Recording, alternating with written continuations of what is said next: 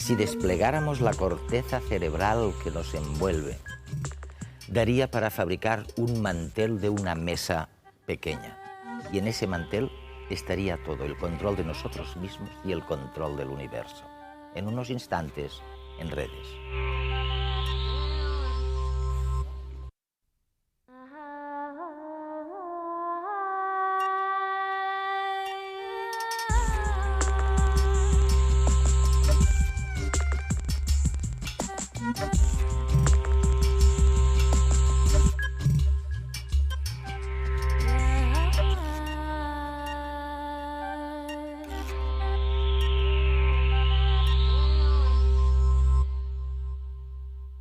Si desplegáramos la corteza del cerebro de una rata, daría para un sello de correos.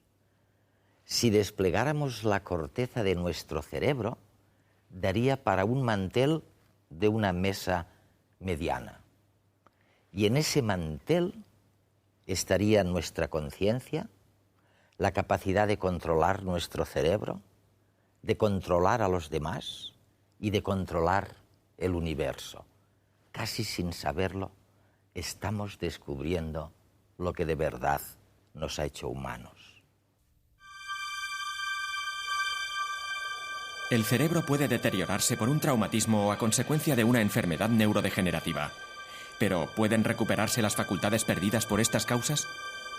La respuesta es que en parte sí. ¿Recuerdan a Oliver Sacks? En Despertares o en El hombre que confundió a su mujer con un sombrero, Sacks nos mostró cómo el cerebro es capaz de recuperarse. La clave de este proceso es la plasticidad cerebral. Gracias a ella, nuestro cerebro se reorganiza, adaptándose a nuevas situaciones.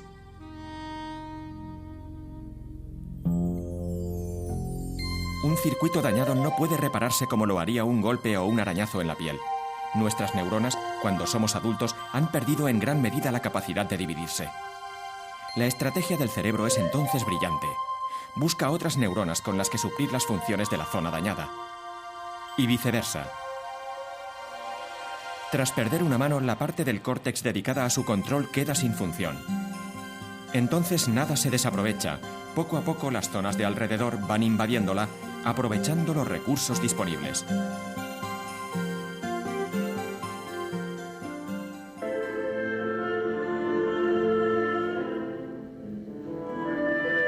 Piensen en dos músicos, uno es pianista y el otro toca el violín.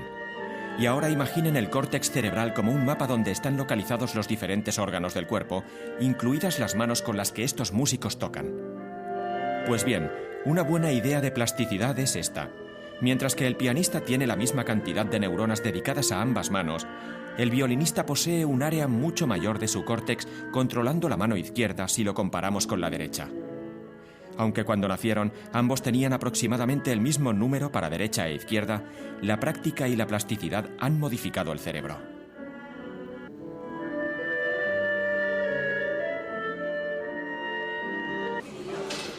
Aún sabemos poco sobre los mecanismos precisos que controlan la plasticidad cerebral. Conocerlos no solo haría avanzar las neurociencias increíblemente, sino que sus aplicaciones en neurorehabilitación serían también inmensas. Dentro de este campo, un centro de referencia y pionero en tratamiento e investigación en España ha sido el Instituto Guttmann de Barcelona.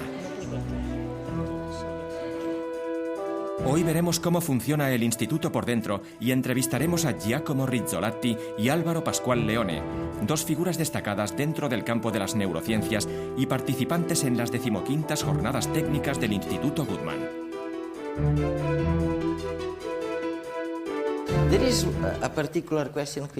Hay una pregunta específica que quisiera plantearos a los dos para empezar a reflexionar sobre estos temas. Hay cosas, ¿sabes?, en el cerebro que resultan inquietantes. Inquietantes porque son difíciles de entender. En primer lugar, me refiero a las ilusiones, los espejismos. De repente una noche salgo al balcón y veo la luna. Oye, la luna en el horizonte, y parece tan grande, casi tan grande como la propia Tierra.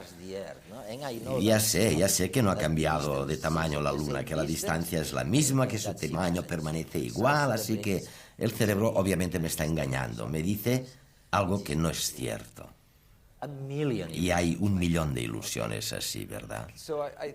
Creo que por lo general se piensa en el cerebro como un recipiente que obtiene cierta información y la dota de sentido, la procesa después. Pero me parece que esto es fundamentalmente erróneo. Simplemente no funciona así. Creo que básicamente lo que hace el cerebro es generar una expectativa. Ajá. Realiza una predicción sobre lo que debe esperar. Ahora, por ejemplo, me has formulado una pregunta esperando una respuesta. Tal vez no sepas exactamente qué diré, pero tienes ciertas expectativas sobre lo que diré y cómo lo diré, etc. Si surge algo totalmente aparte y distinto a lo esperado, se produce un conflicto entre tú, es decir, entre lo que esperas y lo que obtienes. Creo que nuestro cerebro está codificado para generar expectativas y detectar lo inesperado. Así que, en último término, las ilusiones no son más que un momento de desequilibrio inesperado entre lo que esperamos que suceda y la realidad que se nos presenta. Exacto. Podemos hablar más sobre ello, pero sí. Creo que es una manera distinta de pensar sobre la percepción, al final. Puesto que la percepción, si la analizamos así, fundamentalmente no puede separarse de la acción. No se puede pensar en captar el mundo, percibir el mundo, sin aceptar que el objetivo de dicha capacidad es poder actuar sobre el mundo. Y si esto es así, si nos preparamos para actuar, en tal caso establecemos una expectativa de la percepción antes incluso de recibir ninguna señal. Está claro, así que al parecer todo esto es posible cuando ver y hacer resultan casi lo mismo para el cerebro. Pero, ¿hay alguna diferencia entre ver e imaginar? Sí. ¿Sí? ¿No crees? De hecho, hace poco hicimos un estudio. Una persona de mi laboratorio lo hizo, Amir Ahmedi. Veamos, si lo piensas, la diferencia está en uno mismo, ¿no? Es decir, yo sé que te estoy viendo y te puedo imaginar ahí. Es algo muy distinto para mí. Sé que es algo muy distinto. De hecho, si no supiera que es algo diferente, dirías que estoy enfermo, que padezco algún tipo de alucinación, que necesito un psiquiatra.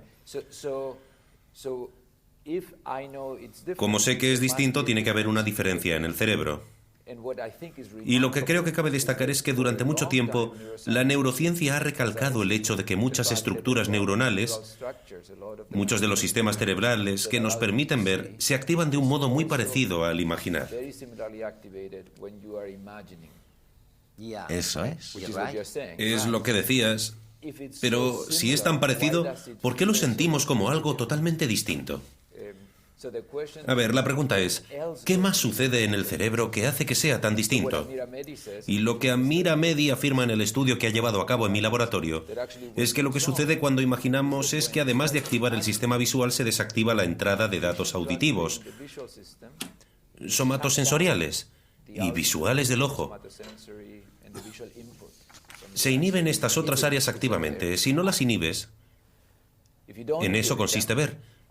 Porque el argumento fundamental es que al ver no solo estamos viendo, también estamos tocando, también nos estamos preparando mentalmente para actuar. Y todo esto requiere todo lo anterior. una captación de todos los sentidos. Al imaginar no se pretende actuar y por tanto se activa únicamente el sistema visual. Pero está la imaginación motriz. También puedes imaginar que haces algo. Puedes imaginar que estás jugando a tenis en este momento.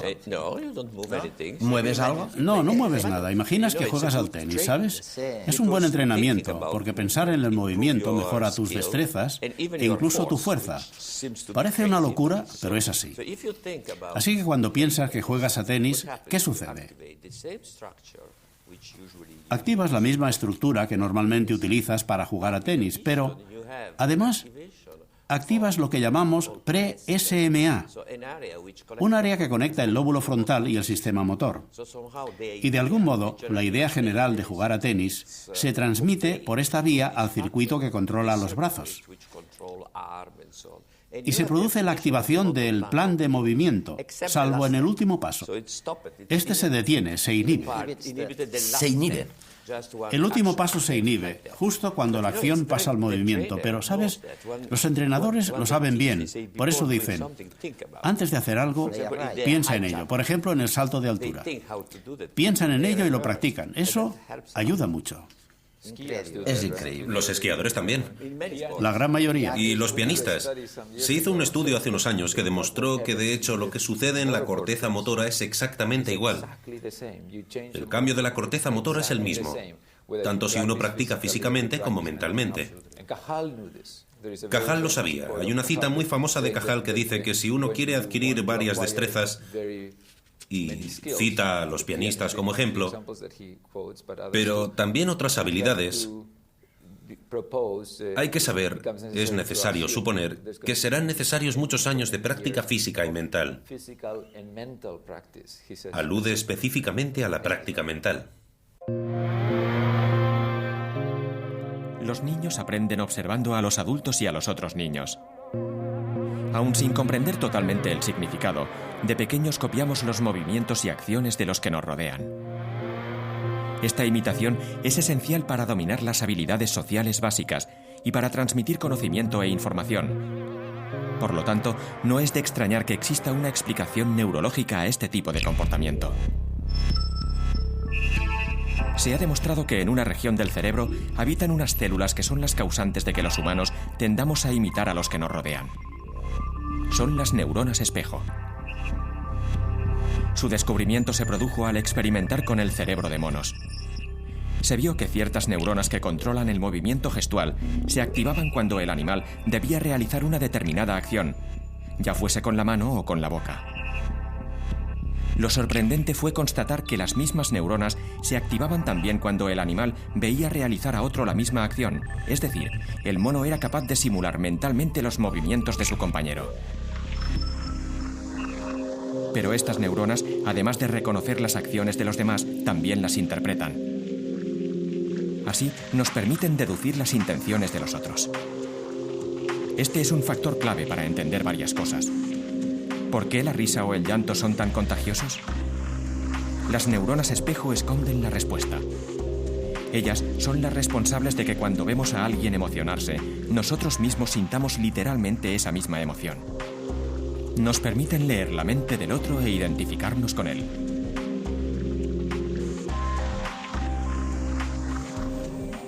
Esta capacidad estaría íntimamente ligada a la aparición del lenguaje.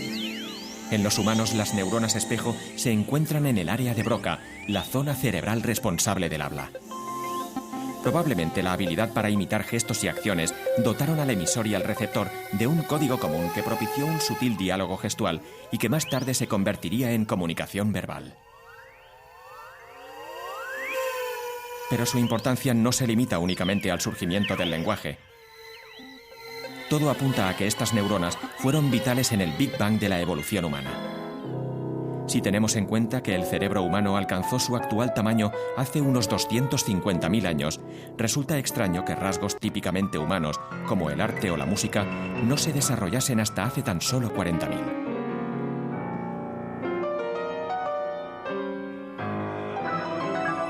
Hasta ese momento era como si todos los participantes en la carrera estuvieran en sus posiciones. Solo faltaba el pistoletazo de salida y las neuronas espejo fueron el disparo que todos esperaban escuchar. Con su aparición, se produjo el cambio estructural que necesitaba el cerebro para alcanzar su actual capacidad intelectual.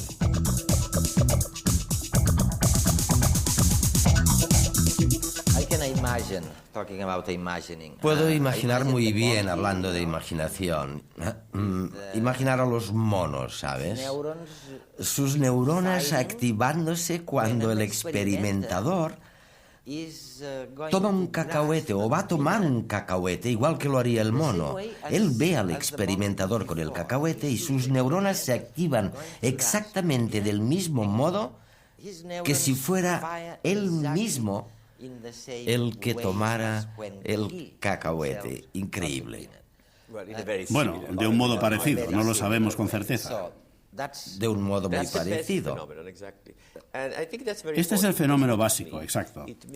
Y creo que es algo muy importante. Porque, ¿qué es lo que significa? significa que ha reconocido o entendido la acción porque ha creado una copia en su sistema motor. Y podríamos preguntarnos, ¿por qué se puede reconocer la acción únicamente mirándola?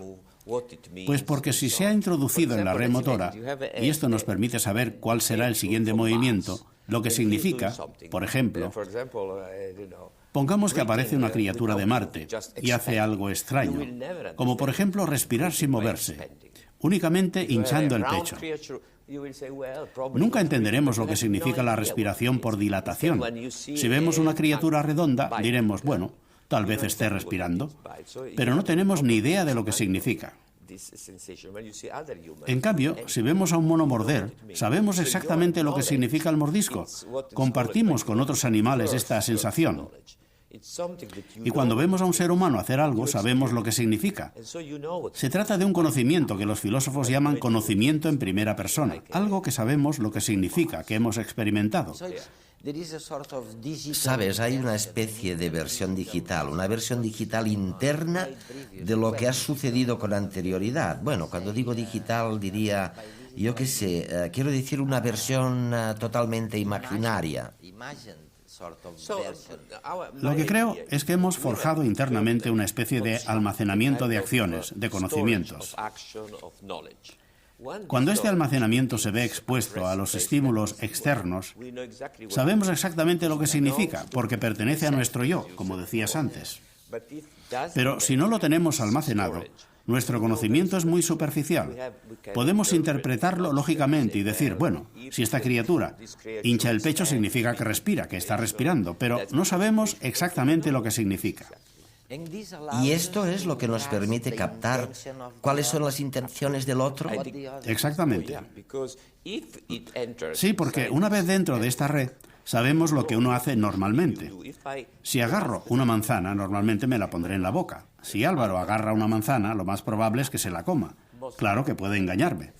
Eso iba a decir yo. A eso me refería. A la imaginación de la que hablábamos y lo previsto e imprevisto. Exacto. Se está creando una expectativa. Si agarro la manzana y se la doy a él, se la pongo en la boca, resultará sorprendente. Está muy relacionado con lo que él decía sobre las expectativas. Como tengo esta red de acciones que están conectadas, lo llamamos una cadena de acciones, esto genera una expectativa. Si sucede algo extraño, me sorprenderé. Si es verdad esto, si es verdad que podemos darnos cuenta de las intenciones de los demás, si estamos realmente programados para comprender los motivos por los que alguien se comporta como se comporta, ¿por qué no nos llevamos mejor entre nosotros, no? ¿Por qué nos llevamos tan mal? La clave es que no solo se trata de intenciones, también de lo que los demás sienten. Esto es otro tema que hay que tener en cuenta. Con el sistema de neuronas espejo, también entendemos, también podemos comprender cuáles son las emociones de los demás. Si estás triste, yo también me pongo triste. Tenemos esta capacidad de compasión. Pero, ¿qué pasa luego? Si tú estás triste, normalmente te intentaré alegrar, si puedo. Pero si no puedo, ¿qué haré entonces? ¿Cuál será mi reacción? Porque mi reacción es mejorarte el ánimo para que te sientas mejor, pero si no puedo, ¿entonces qué? Pongamos que tengo una madre anciana que sufre y, por supuesto, intentaré ayudarla, pero si sufre demasiado puede destruirme la vida. ¿Qué es lo que hace la gente normalmente? La colocan en una residencia y la visitan una vez a la semana o una vez al mes si no son tan buenas personas. Así que incluso si comprendemos lo que los demás sienten y piensan, y aunque estamos codificados para actuar bien, si esta sensación es demasiado fuerte, intentamos evitarla.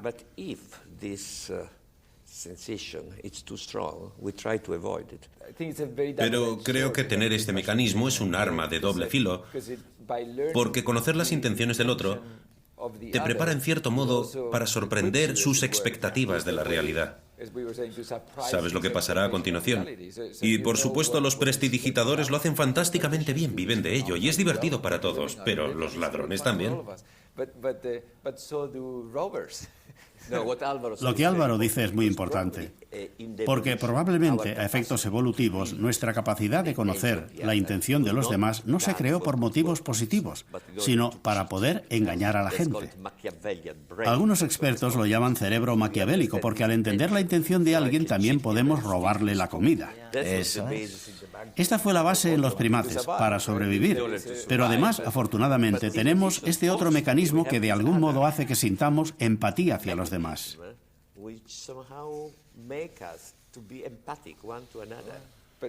Pero lo más importante, y creo que es lo que decías, Giacomo, es la parte del hacer. Sí, lo que hará el otro. Esto requiere acción. Sitúa la acción en el centro y hace que debamos dejar de pensar en el cerebro como un modo de entender lo que nos rodea únicamente, puesto que el cerebro se convierte en un órgano desarrollado para hacer algo, para actuar. Cuando se produce una lesión de la médula espinal, hay una interrupción total o parcial de funciones. La alteración de los esfínteres es una de las que tienen más repercusión social y en cuanto a salud y calidad de vida. Para tratar todo este tipo de desórdenes, nosotros disponemos de una serie de técnicas, de maniobras, pero si a pesar de haber practicado correctamente este tipo de maniobras, haber añadido la farmacología, los fármacos que en cada fase se pueden administrar, a pesar de todo no logramos controlar, por ejemplo, la incontinencia, ahí es donde podemos emplear todas las técnicas que constituyen el grupo de las neuroprótesis. Consideremos la orden vejiga llena. La vejiga emite esta orden, estoy llena, a la médula espinal. Esta es la que llegaría al cerebro y es el cerebro que tiene toda la información, es la que recibe información de los ojos, de los oídos, el que sabe dónde nos encontramos, el que va a decidir si es o no es el momento en el que esta vejiga se pueda o no vaciar. En el caso de la lesión medular, al esta orden que viene de la vejiga no haber podido llegar al cerebro, no vamos a tener este control superior, este que nos va a decir si es el momento adecuado o no. Por tanto, la neurona inferior, que es la que regula estos mecanismos de llenado y vaciado, al no recibir ninguna contraorden, va a ser la que se va a encargar de que la vejiga se vacíe, generalmente de forma inadecuada. El Instituto Guttmann es el único centro de España donde se practica la implantación de neuroprótesis en pacientes con lesiones medulares para el control de los esfínteres y también de la erección. La técnica quirúrgica para la aplicación de los electroestimuladores sacros, SARS, consiste en la retirada de la lámina posterior del hueso sacro para poner de manifiesto las raíces nerviosas que circulan a este nivel. Es sobre estas raíces sacras sobre las que vamos a practicar la desconexión nerviosa y posteriormente la colocación de los electrodos para ser estimuladas. Esta estimulación se practicará mediante corriente eléctrica. Esta corriente eléctrica será generada por un receptor que habremos colocado debajo de la piel y al que vamos a incidir con ondas electromagnéticas. Este es el aparato que, disponiendo de 3 grupos de circuitos, va a poder vaciar la vejiga, vaciar el recto o, en los hombres, provocar la erección del pene. Esto me lo implantaron hace 8 años y a partir de ahí pues me va muy bien porque me ha ahorrado de llevar sonda fija y sondarme, que era muy malo porque había muchas infecciones y esto acarreaba muy malestar a todos. Y a partir de la implantación, pues todo es más higiénico y es mejor para todo. Cuando tengo que chisparme, que esto se llama esto, pues enciendes el aparatito, te pones la placa que está aquí con el cable donde tienes el implante, entonces te hace los estímulos y a salir el pipí. Durante años habéis trabajado con una técnica que llamáis, oye, corrígeme si me equivoco, estimulación transcraneal repetitiva, algo así en todo caso. Sí. Y con esta técnica, hay una primerísima posibilidad, en términos generales, que consiste en generar actividad cerebral de un paciente para compensar alguna pérdida de actividad de algún lugar de esa parte cerebral. Compensar algún tipo de pérdida que se ha producido. Pero, en segundo lugar, tal vez se puede obtener, conseguir generar actividad cerebral y aplicarla a algún movimiento del cuerpo que hasta entonces no existía. Oye, suena algo genial eso, ¿no? Y me gustaría saber si es verdad. Bueno, el potencial está ahí y hemos aprendido muchas cosas, así que sin duda podemos conseguir, de un modo no agresivo, en fin, porque la novedad no es que podamos estimular el cerebro. Que se puede estimular el cerebro y generar ciertos efectos es algo que hace muchos años que nosotros sabemos. Con electroshocks, por ejemplo. Bueno, antes de eso, mucho antes. Sí, antes. Hemos comprendido que el cerebro controla el movimiento y la vista gracias a los experimentos en los que se estimulaba el cerebro, pero con craneotomía.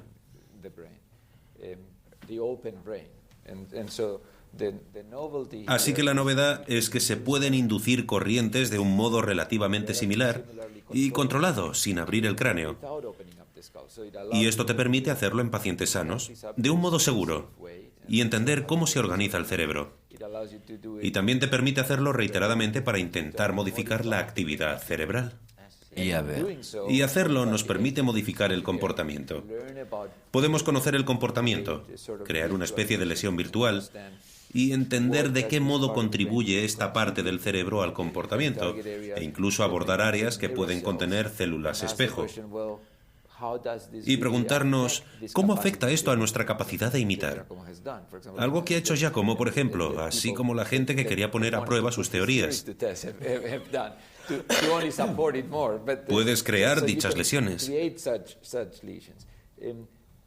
Pero a mí me interesa especialmente la pregunta: ¿se puede modificar la actividad de tal modo que podamos mejorar el comportamiento y así convertirlo en una herramienta terapéutica para el tratamiento de enfermedades?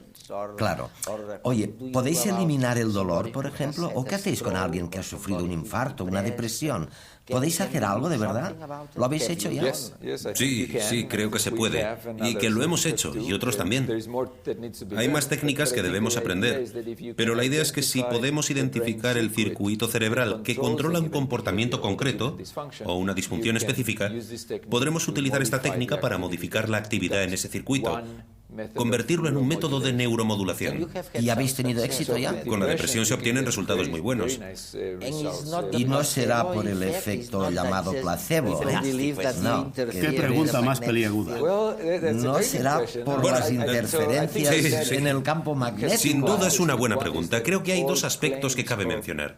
El primero es que cuando se afirma que una técnica concreta tiene un uso terapéutico, es necesario realizar un estudio clínico. Un estudio riguroso y controlado con placebo. Y creo que para algunas aplicaciones todavía hay que hacerlo en el caso de la estimulación cerebral. Pero quizá otro aspecto del tema que considero especialmente apasionante es que si el fenómeno placebo es real, y así lo creo, eso significa que hay un circuito cerebral que lo genera. Alguien es responsable por eso, ¿no? Bueno, alguien en mi cerebro, sí. Es algo que supongo que tiene que ver con la confianza, la creencia. La fe en las expectativas que se activa con calidades positivas para la salud. Mejora la salud. Si esto es verdad, entonces tal vez la estimulación cerebral pueda activar ese circuito y convertirse en un complemento valioso para los tratamientos de todas las enfermedades.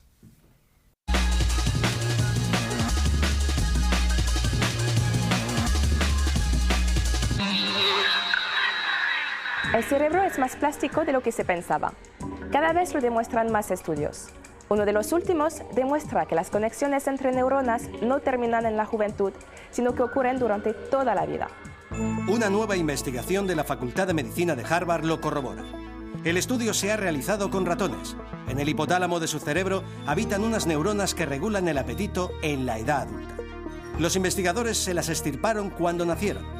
Sin embargo, estos ratones no tuvieron problemas con su apetito ni con su peso corporal. La razón es que se activó un mecanismo de compensación que provocó la producción de nuevas células que reemplazaron a las que les habían sido extirpadas. Aunque estas investigaciones se realicen en roedores, nos permiten entender mejor algunas enfermedades relacionadas con los trastornos alimentarios, como la anorexia. Cuanto más sepamos, más fácil será encontrar un tratamiento en el futuro. El parásito de la malaria se contagia a través de la picadura de un mosquito. Reside en el cuerpo del insecto hasta que éste nos lo pasa al picarnos. Entonces desarrollamos la enfermedad. ¿Pero por qué no enferma el mosquito? Investigadores de la Universidad de Johns Hopkins de Estados Unidos han estudiado un gen que podría explicar por qué los mosquitos no desarrollan la malaria a pesar de que son portadores de la enfermedad. Este gen capacita al mosquito para defenderse a sí mismo del parásito y se activa en el momento que se infecta. Cuando los científicos inactivaron el gen, vieron que el mosquito desarrollaba el triple de parásitos de malaria. El objetivo de los científicos ahora es identificar a los genes que vuelven al mosquito susceptible a la infección. Si el mosquito no se contagia, no habrá forma de transmitir el parásito entre los humanos. Aunque este estudio no ha hecho más que empezar, puede ayudar a tener un control de la enfermedad en el futuro. ¿Se imaginan un organismo capaz de purificar las aguas subterráneas contaminadas?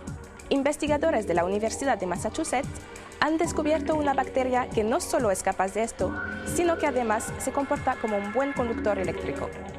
Son microorganismos anaeróbicos, es decir, que en lugar de respirar oxígeno como nosotros, utilizan metales como el uranio o el cromo. Para nosotros, estos elementos son contaminantes, pero para ellos son su fuente de energía. Y al usarla, al capturar estos metales necesarios para ellos, limpian las aguas subterráneas. Pero además, estas bacterias tienen una doble habilidad. Sintetizan unos cables infinitamente finos, unas 20.000 veces más delgados que un cabello y 1.000 veces más largos que anchos. A pesar de su pequeño tamaño, son bastante duraderos y capaces de convertir los desechos animales y vegetales que flotan en el agua en electricidad. ¿Quién sabe si gracias a este hallazgo reduciremos la contaminación provocada por derrames tóxicos al mismo tiempo que obtendremos energía de una forma natural? Afortunadamente, no compartimos los mismos gustos a la hora de aparearnos. Sin embargo, hay algunas preferencias que sí se comparten. Dentro de la comunidad animal sucede lo mismo. Hay rasgos físicos que tienen más éxito que otros. Científicos de la Universidad de Buffalo han demostrado que las mariposas hembra prefieren el brillo al tamaño de los dibujos de las alas al aparearse. En una serie de experimentos, los investigadores modificaron los elementos ornamentales de las alas de los machos. Crearon círculos de diferentes medidas, colores y hasta modificaron el tamaño de la pupila, el círculo interior del ala, que se caracteriza por reflejar luz ultraviolada. No se observó ningún cambio selectivo en el tamaño. Sin embargo, cuando decidieron ocultar los reflejos ultravioletas de las pupilas, las hembras mostraron poco interés en estos machos. Entonces, ¿a qué se debe esta gran variedad de dibujos en sus alas si no es por un fin reproductivo?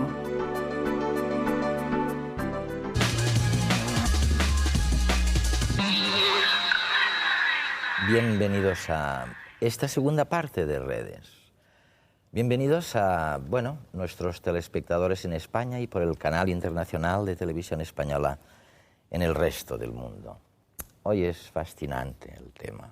Es, ya lo ven, sobre las nuevas percepciones del cerebro y del sistema nervioso. ¿Qué es lo que nos hace humanos? O sea, ¿qué es lo que nos diferencia realmente de un reptil? En términos cerebrales, digo, ¿no?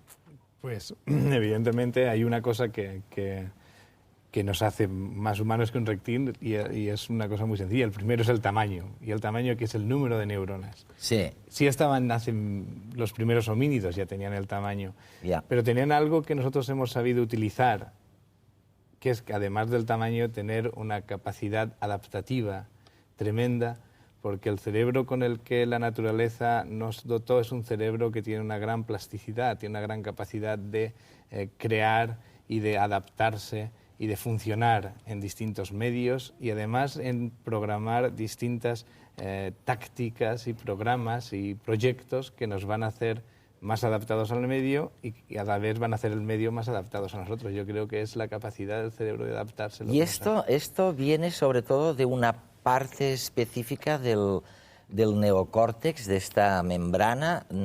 Quiero decir, lo que permite a la gente planificar, controlar, el saber dónde están, de dónde vienen, a dónde van, todo eso. Claro. Eso, ¿quién es el responsable de eso? Eso es la capacidad predictiva del cerebro. Es probablemente fruto de la función, sobre todo de la parte más anterior del cerebro, que es del lóbulo prefrontal, que es a su vez la parte que madura mucho más tarde en la especie humana. Esta parte del cerebro no está en la mayor parte de los primates y, por supuesto, no está en los mamíferos anteriores. Está solo en los humanos. De hecho, es la parte del cerebro que madura más tarde, desde el punto de vista en que se establecen las conexiones neuronales definitivas y aparece el fenómeno de mielinización, que es el estado funcional ideal. Y eso pues ocurre en la adolescencia tardía, es decir, los adolescentes tienen un pequeño problema de predicción porque la parte de su cerebro que tiene que ayudarles a hacer esas tareas está inmadura. Eva, ¿lo has oído eso? Lo ha oído nuestra audiencia. Y la cantidad de jóvenes que van a 200 por hora con la moto, ¿no? Oye, nos estáis enseñando cosas que nos sirven o debieran servirnos para la vida cotidiana, ¿no? Con estas nuevas concepciones del cerebro. Josep, hay una cosa, una manera de entender por qué somos humanos. Puede ser el estudio del sistema nervioso, cuando funciona bien y todo. Pero luego, gente como tú me decís, oye, estamos aprendiendo cantidad de cosas, analizando las anomalías del cerebro y del sistema nervioso, cuando no funciona. Y dame algún ejemplo de esto, ¿no? El mejor ejemplo es el de la distonía, es decir, el trastorno de un control motor. Por ejemplo, cuando uno quiere efectuar algunos movimientos muy finos que requieren unas habilidades manuales importantes, en ocasiones el desarrollo de estas habilidades no es del todo fino, no es del todo adecuado y se pueden producir trastornos conocidos como distonía, que esto es una enfermedad quizá humana en la mayor parte de los casos. Dime un ejemplo de distonía. Existen distonías de varios tipos, obviamente hay también grados diferentes de enfermedad. Por ejemplo, hay distonías en niños que son bastante complejas y que condicionan un trastorno motor generalizado en el organismo. Y hay distonías focales en los adultos que pueden estar específicamente en determinadas tareas. Por ejemplo, los escritores o escribientes, cuando escriben a mano, pueden tener trastornos del control motor en la mano. Esto se conoce como la rampa o el calambre del escribiente. Y un paso más también es en los músicos, en personas que desarrollan habilidades, ya digo, muy finas con los dedos de las manos para tocar determinados instrumentos, también pueden tener este tipo de problema que se conoce como distonía del músico en estos casos. Eso sería un ejemplo de plasticidad que juega en nuestra contra, ¿no? Exacto.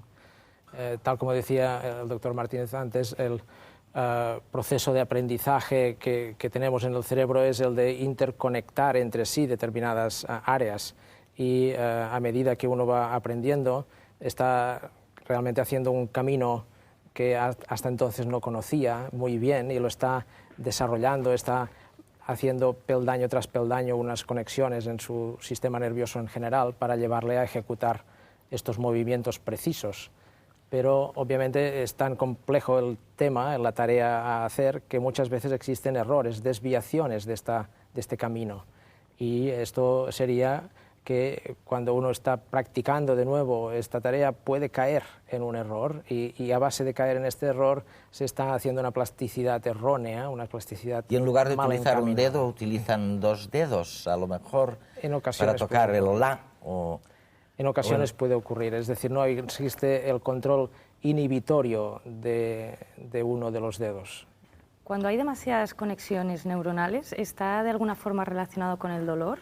Sí, el dolor es una interpretación de una sensación como desagradable, es decir, que uno interpreta que algo es desagradable al llegar los impulsos al cerebro. Esto obviamente puede provenir de un impulso que realmente sea doloroso y esté activando las fibras nerviosas que se encargan de llevar los impulsos desde la piel hasta el cerebro, que son conocidas, o bien puede ser que exista un mensaje erróneo, que realmente tocando a veces o estimulando áreas de la piel que no deberían ser dolorosas, ¿te duele? El cerebro lo interpreta como doloroso. Esto ocurre y se conoce, tiene un término conocido incluso médicamente que se llama alodinia. Eva, cosas como esa y peor habéis visto, creo, en el Goodman, ¿no? ¿Por qué no nos hablas del reportaje? Ahora veremos un reportaje en el que tenemos en cuenta esta plasticidad neuronal para tratar anomalías tan graves como accidentes.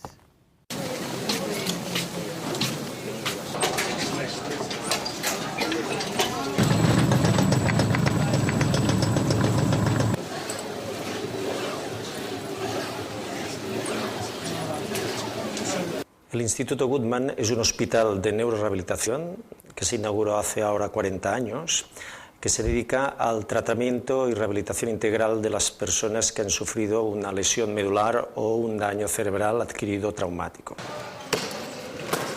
Una lesión medular es la interrupción de la médula, de las vías nerviosas que vienen del cerebro al resto de la parte del cuerpo.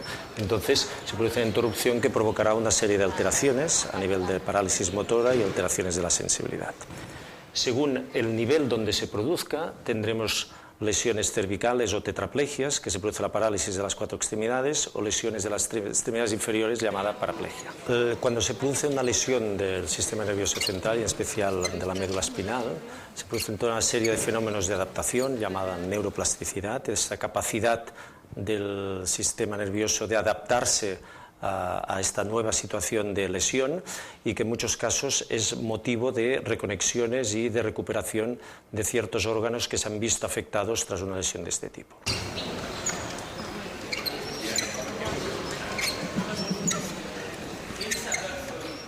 Nuestro trabajo en el área de rehabilitación funcional consiste en planificar para cada paciente un conjunto de ejercicios personalizados a través del cual el paciente desarrolla sus potenciales buscando el máximo nivel de independencia funcional posible. En este punto de trabajo, el fisioterapeuta y el terapeuta ocupacional toman una importancia decisiva a la hora de animar, coordinar los ejercicios, modificarlos y establecer planes de futuro para que el propio paciente desarrolle las actividades de la vida diaria en un entorno convencional. Con la ayuda del fisioterapeuta, los pacientes adquieren mayor independencia funcional. Aunque no se pueden regenerar las fibras nerviosas afectadas, sí que es posible reestructurar las fibras intactas y así recuperar algunas funciones dañadas. Cuanto antes empieza la rehabilitación después de la lesión, mejores resultados se obtienen. Uno de los sistemas de rehabilitación intensiva de la marcha es lo que conocemos como el sistema de entrenamiento con soporte parcial del peso corporal.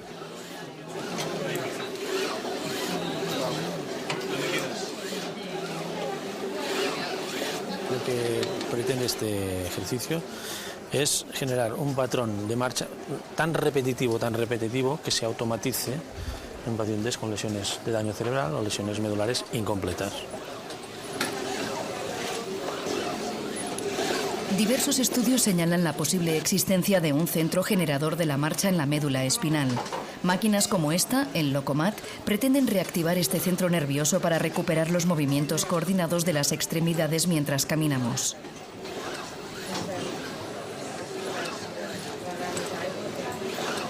El hecho de entrenar la marcha en los distintos sistemas de entrenamiento con soporte parcial del peso corporal favorece a nivel fisiológico diferentes elementos que vale la pena resaltar desde el punto de vista que repercuten en el paciente a nivel óseo, a nivel muscular, a nivel articular, y no solo a estos niveles, sino que también a nivel psicológico el paciente puede recuperar una posición que había perdido debido a la lesión que ha sufrido.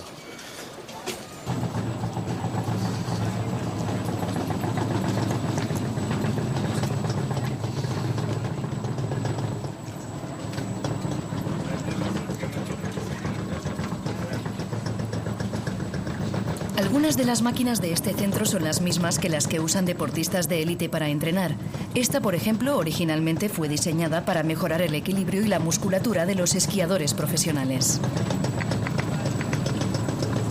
Bueno, yo debido a una caída en el moto de cross, pues me rompí la espalda, tengo una lesión medular a la altura de 12 y gracias a esta máquina, pues como no tengo glúteo, me está ayudando a fortalecer el cuádriceps y a adquirir equilibrio para yo poder, como estoy reempezando la marcha, pues poder coger el equilibrio necesario para poder andar en muletas. Es en el proceso en el que estoy y bueno, gracias a esta máquina pues me está fortaleciendo mucho lo que es el cuádriceps y el equilibrio, como veis, me puedo incluso empezar a soltar y esto me está ayudando muchísimo.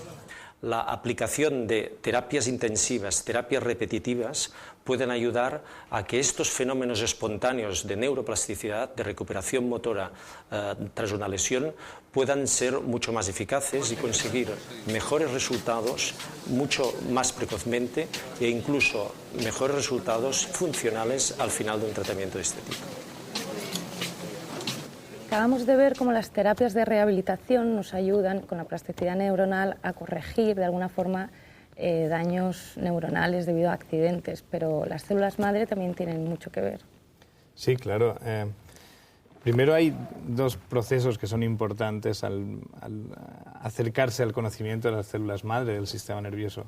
Primero es que están ahí, por lo tanto las células madre tienen que tener un papel importante en lo que es el proceso inicial de regeneración. Es decir, tú has tenido un accidente vascular o un accidente traumático o un accidente de cualquier tipo que daña una parte del cerebro y sabemos que en determinadas zonas del cerebro estas células madre son capaces de reaccionar a ese daño e intentar repararlo en la medida de sus posibilidades.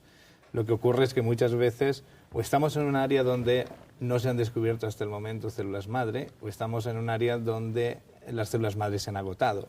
También puede ser debido a la edad del individuo. Entonces, está la terapia, la salida es la terapia celular, es decir, intentar ayudar al organismo a regenerar esa estructura, a regenerar esa función, aportándole células madre. Y esa es la gran actualidad de la terapia celular con células madre del sistema nervioso u otro tipo de células madre.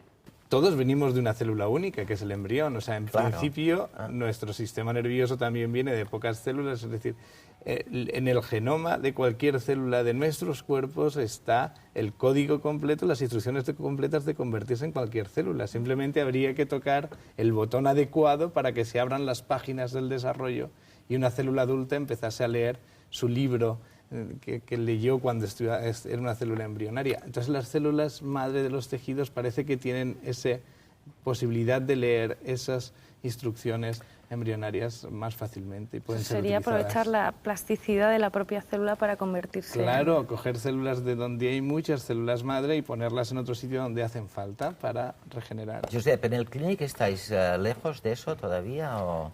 Yo creo que en este momento sí, es muy difícil en este momento hacer estos estudios en seres humanos vivos, aunque Salvador ha contado pues, ya la posibilidad de que se realizan en determinados centros y hay proyectos de investigación en marcha al respecto.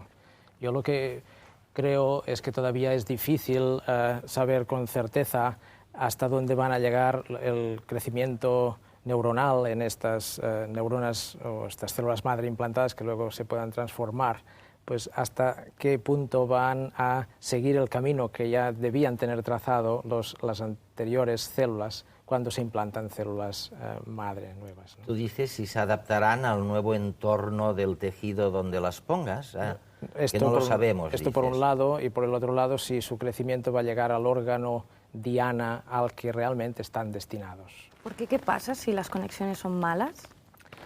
Entonces pueden ocurrir se conocen como trastornos de la reinervación, es decir, la regeneración del axón después de una lesión conlleva que quizá el axón o la fibra nerviosa crezca equivocadamente hasta una diana que está cerca de donde tenía su destino, pero que no es exactamente la misma. Entonces pueden haber pequeños trastornos o errores de la reinervación. Por ejemplo, en la parálisis. Bueno, uno de los problemas más conocidos seguramente por la mayoría sería la parálisis facial. Una lesión, por ejemplo, de un nervio facial conlleva que se quede una persona pues, con la mitad de la cara paralizada de tal manera que no la puede mover. Y luego sucede la reinervación, pero a veces esta reinervación se equivoca y acabas teniendo un pequeño trastorno de movimiento, de control de aquella parte de la cara. Esto es conocido como los espasmos faciales postparalíticos, es decir, después de una parálisis pueden haber trastornos de la reinervación. Salvador, ¿dónde estáis en eso? Pues estamos en eso exactamente. Es decir, en los modelos animales sí que se puede llegar a poner células, se puede llegar a generar neuronas y estamos en el tercer paso de la plasticidad tisular, es decir, ver si las neuronas que has puesto allí se incorporan los circuitos y restablecen los circuitos funcionales normales y que responden a las necesidades del animal en ese estado, no generas ni alteraciones. Yo te he leído o te he oído en alguna parte decir que empiezas a tener dudas un poco de la posibilidad de aplicar, a medida que llegamos a estas, digamos, actuaciones o comportamientos neuronales más complejos, a poder seguir utilizando los animales como ejemplo, como cosa de que inevitablemente vamos a poder utilizar en los hombres. ¿Por qué dices eso? Ya, porque evidentemente estamos hablando de dos modelos cerebrales completamente similares, aparentemente al inicio, pero completamente distintos después.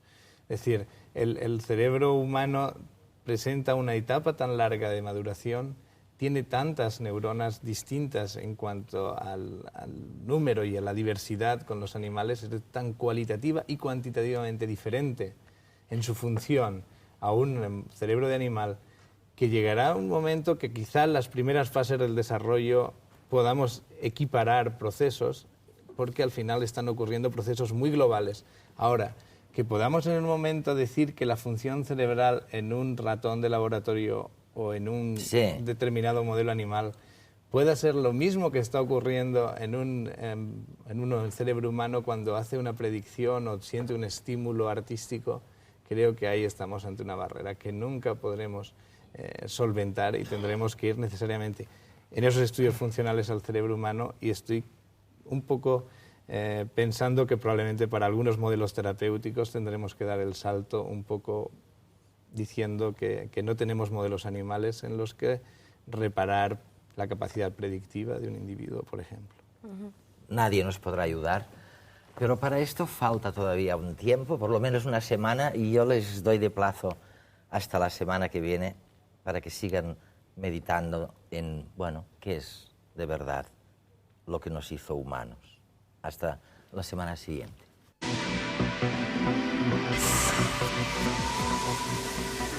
Esta temporada, el concurso La Cuestión de Redes os propone un viaje al futuro. ¿Te atreves a imaginar cómo será el mundo en el año 2105? Nanorobots que se replican, actualizaciones de nuestro software genético, cambio climático. ¿Cómo afectarán a nuestra vida cotidiana, a nuestra manera de relacionarnos? Puedes responder con un texto o con un formato audiovisual. Consulta las bases del concurso en nuestra página web. Atrévete a ser creativo sin olvidar el rigor. Nuestros horizontes se amplían exponencialmente. ¿Cómo te imaginas el mundo dentro de 100 años?